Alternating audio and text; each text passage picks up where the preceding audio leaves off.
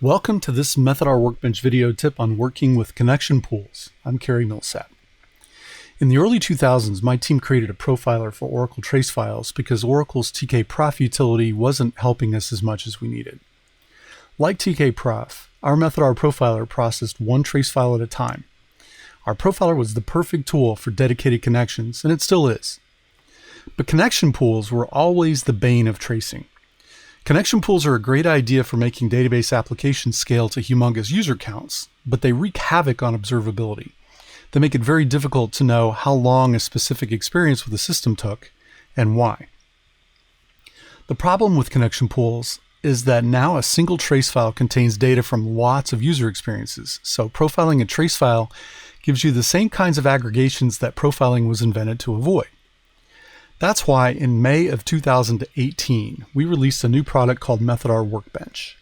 Method R Workbench has all of our profiler technology built into it, as well as two huge new features.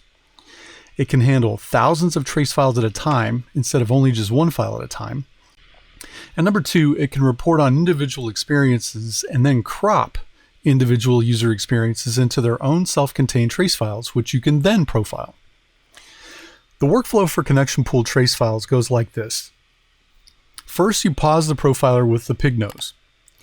Next, load your gazillions of files.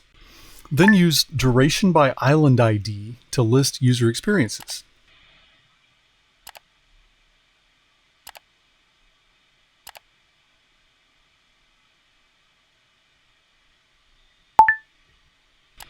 Filter on the file name, which will show just the file we're interested in.